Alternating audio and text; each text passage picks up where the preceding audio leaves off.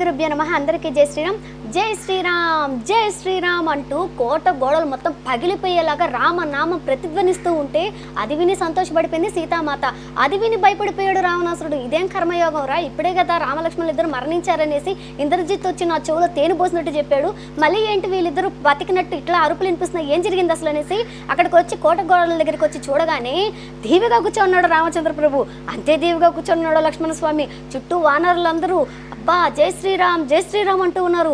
అది విని ఆశ్చర్యపోయి చూసి కళ్ళను తానే నమ్మలేక వీళ్ళు అసలు మనుషులేనా ఇంకేమన్నానా, అసలు ఇంద్రజిత్ బాణాలకు కూడా వీళ్ళు బ్రతికే ఉన్నారని ఆశ్చర్యపోతూ అప్పుడు ఆయన ధూమ్రాక్షుడు అని ఒక రాక్షసుని పిలుస్తాడు. ఆయన యుద్ధానికి పంపిస్తాడు. యుద్ధానికి పోతాడు, భీకర యుద్ధం చేస్తాడమ్మా. ఆ యుద్ధంలో వానరులందరూ భయపడిపోయేసి వెన్ను చూపి పారిపోతూ ఉండగా అప్పుడు హనుమంతుడు వచ్చాడు. వచ్చి వీరులారా వెన్ను చూపి పారిపోకూడదు, మన కోసం వీరస్వర్గం ఎదురు చూస్తూ ఉంది, కానీ శత్రువులకు వెన్ను చూపి పారిపోకూడదు అనేసి అంటాడు. ఇదే మాట మనకి భీష్ముడు మహాభారతంలో కురుక్షేత్ర యుద్ధం మొదట్లో చెప్తారనమాట.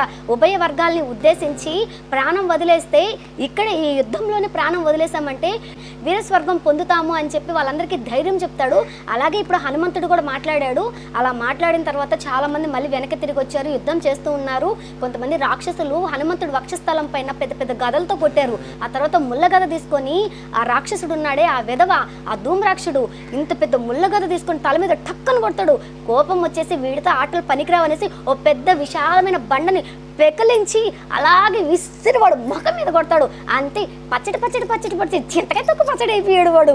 అయిపోగానే అది తెలుసుకున్నాడు రావణాసుడు. ఆయన దగ్గర స్పెషల్ వాట్సాప్ ఉందన్నమాట. టక్ టక్ టక్ ఇలా వాట్సాప్ చేయకర్లా ఇంత దోతలు వెనకలే ఉంటారనమాట. ముందు పోతే చచ్చిపోతారనేసి వెనకలే ఉండేసి ఇన్ఫర్మేషన్ ఇస్తుంటారు. వాళ్ళు టకటకా పోయేసి చెప్పగానే అప్పుడు రావణాసుడు పళ్ళు పట్టపట్టా కొరికి వజ్రధ్రంసుడు అనే రాక్షసుని పంపిస్తాడు. ఆ రాక్షసుడు వస్తాడు, హోలీగా వస్తాడు, జై జై ధ్వానాలతో ప్రతిధ్వనిస్తూ ఉండగా ఆనందంగా సంతోషంగా చచ్చిపోవడానికి ఎంత బాగా వస్తాడు. వీళ్ళు చూసి వీళ్ళనామా రాసేసి ఉంటాడు.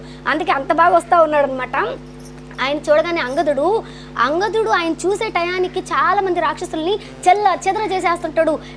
పిడికిళ్ళతోటి టప్పా కొడుతుంటాడు, జుట్టు పట్టుకుని పైకి లేపేస్తుంటాడు, నీ సికతరిగేస్తుంటాడు. అది చూస్తాడనమాట ఈ వజ్రధ్రంసుడు. అటు పక్కకి తిప్పరా, వాళ్ళ మీద యుద్ధానికి వెళ్ళాలి అని చెప్తాడు. అప్పుడు యుద్ధానికి రాగానే భయంకరమైన యుద్ధం జరుగుతుంది. ఇద్దరి మధ్య సుమారు 2.5 గంట యుద్ధం జరుగుతుంది. ఆ యుద్ధంలో ఇద్దరు అలసిపోతారు, మోకాల మీద పడిపోతారు, ఇద్దరు ఆయాసం తీసుకుంటుంటారు, ఇద్దరికి ఆయాసం వచ్చేస్తుంటారు అనమాట. అప్పుడు అంగదుడు కొంచెం శక్తిని పూంచుకొని జై శ్రీరామ్ అంట వాడి యుద్ధానికి వచ్చేటప్పుడు వాడు తెచ్చుకున్న కత్తిని వాడి రథంలో నుంచి తీసుకొని టక్కన మధ్యలోకి నరికేస్తాడు. 2 సగాలుగా జరాసంధుడిలా చీలిపోతాడు. అంతే వాడు